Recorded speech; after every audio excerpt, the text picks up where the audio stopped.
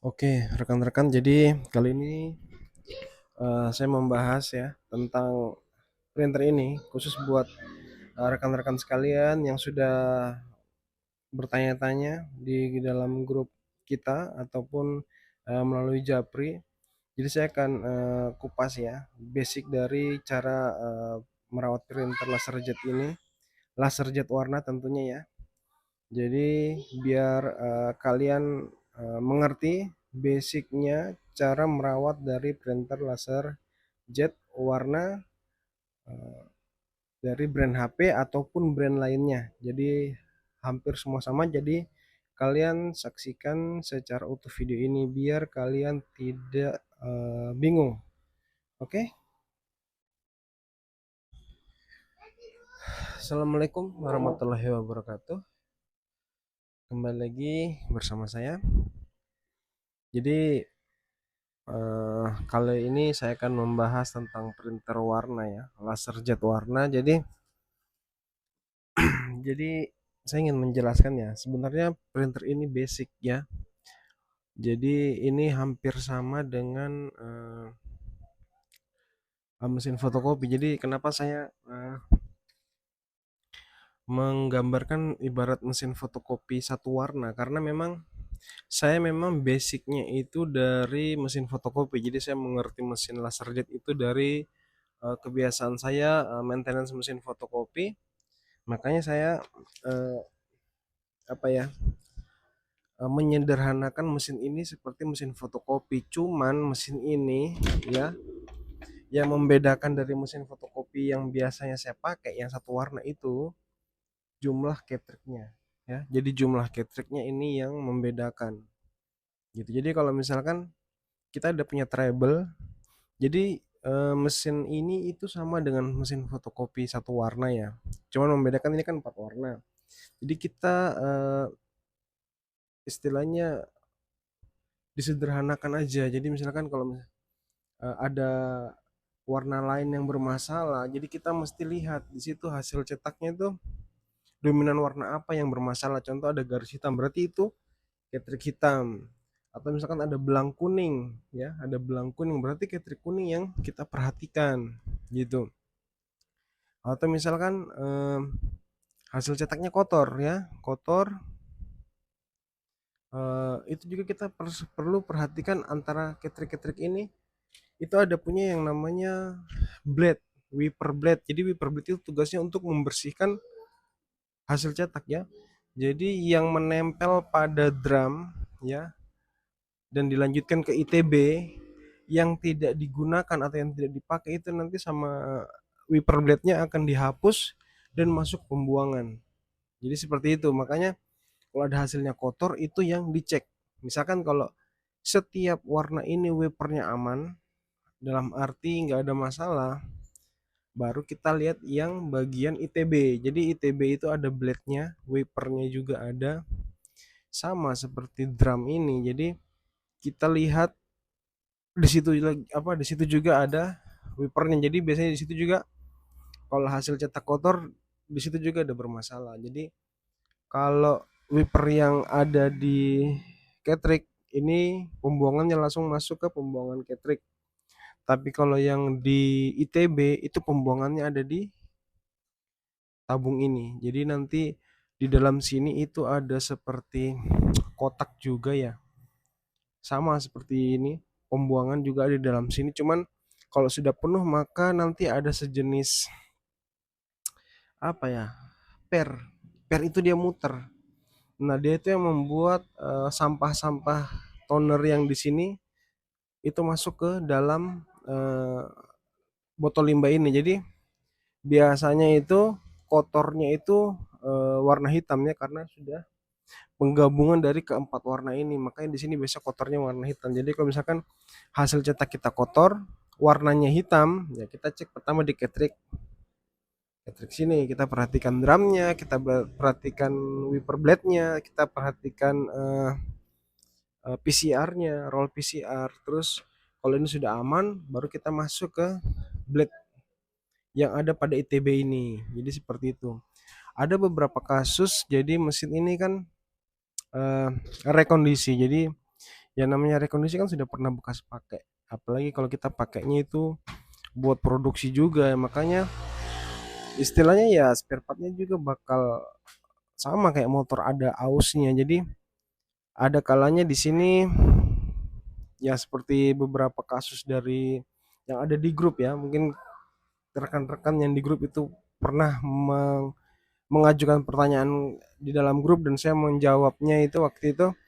Jadi saya lebih detailkan lagi ya ini. Jadi misalkan ada part yang sudah misalkan di situ sudah kerja secara maksimal tapi pembuangannya tidak normal. Jadi kita mesti ya mau tidak mau kita rajin-rajin mengecek pembuangan dari ITB yang ada di dalam. Jadi misalkan di situ penuh dan tidak bisa keluar. Jadi sehingga di dalam ini ada seperti apa ya, toner yang padat. Jadi dia mengerak di dalam sehingga itu akan kembali tidak apa ya, membuat kinerja dari blade wiper ITB di dalam ini jadinya tidak maksimal. Makanya ada kala hasil cetaknya itu nanti kotor, di samping-sampingnya biasa kotor, atau secara kasat mata kita juga bisa buka di bagian sini, nanti kelihatan di bagian belt dari ITB itu biasanya nanti ada kotor di situ.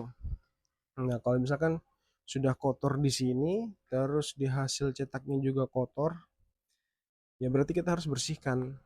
Ya namanya juga barang rekondisi, berarti ada sajalah kekurangannya. Jadi gitu. Jadi kita coba kita kupas satu-satu. Jadi hasil cetaknya seperti apa, kendalanya apa, kita cerna. Misalkan ada ke situ kotornya warna merah, berarti kita konsentrasi di ketrik warna magenta.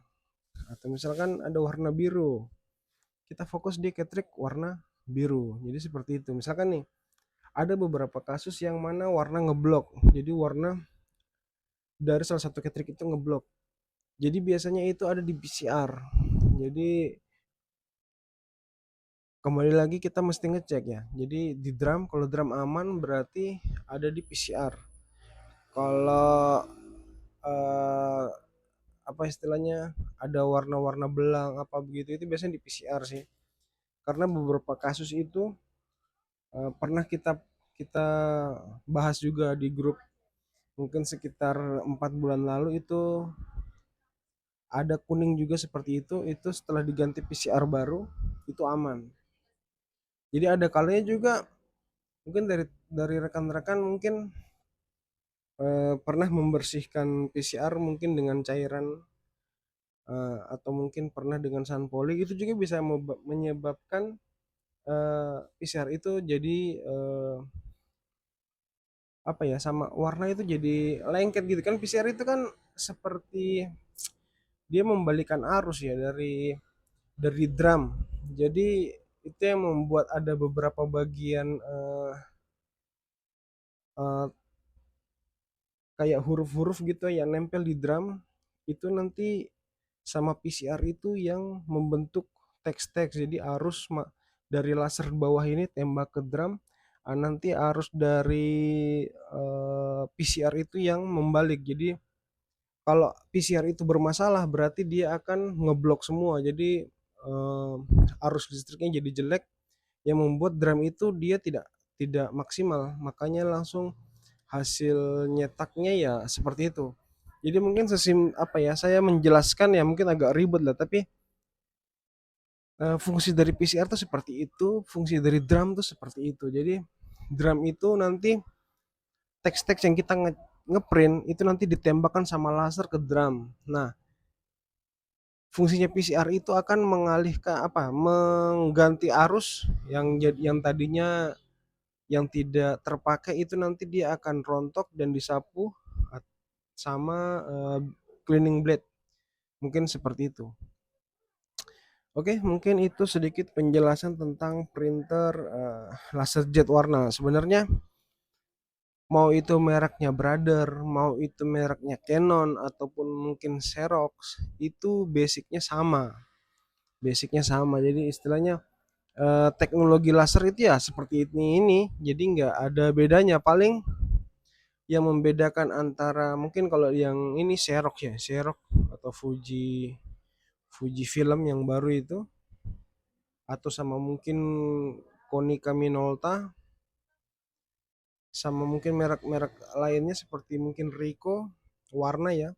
Itu mungkin yang membedakan paling di bagian developer unit. Jadi developer unit itu biasanya kalau eh, brand Canon sama HP ini setahu saya tidak menggunakan serbuk besi. Tapi kalau di produk kayak di Fuji Xerox, terus produk di Ricoh, di Konica Minolta itu biasanya menggunakan serbuk besi. Jadi atau bisa dibilang serbuk developer.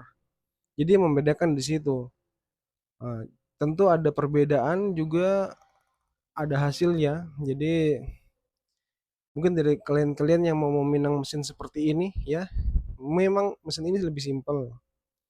Cuman mesin ini ya tidak bisa menyamai ketajaman dari Fuji Xerox, terus Konica Minolta ataupun produk dari Ricoh.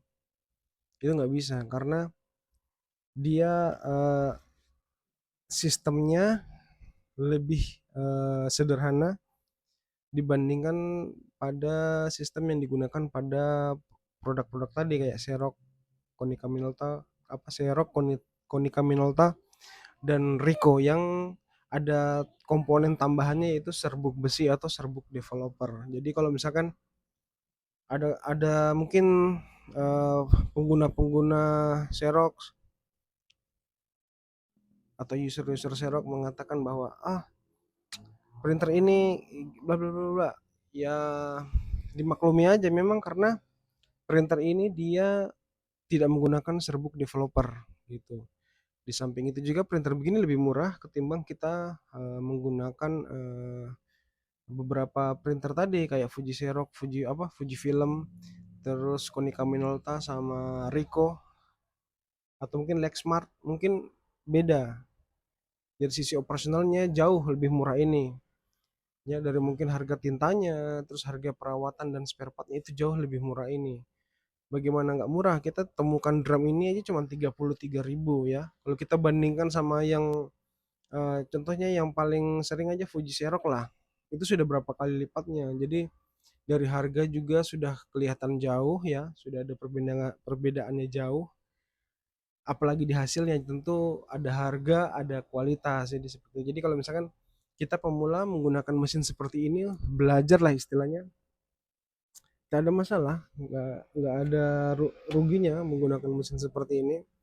Misalkan kalau kita sudah ada punya rezeki lebih, terus mental kita sudah siap, ya silakan kita naikkan ke produk yang lebih bagus kayak Xerox, Konica Minolta. Tentu juga yang kita harus sadari juga bahwa sekarang harga di pasaran, ya kalian tahulah harga jual kita seperti apa, hancur-hancuran. Jadi kalau kita mau siap bersaing, ada punya dana lebih dan mental juga sudah siap, silahkan naik aja ke Fuji Xerox, Konica Minolta, Ricoh atau mungkin Lexmark. Silahkan kalian naik saja ke atas. Jadi nggak ada masalah. Jadi dimana kali ini video ini saya membahas tentang perawatan ini ya, perawatan laser jet warna.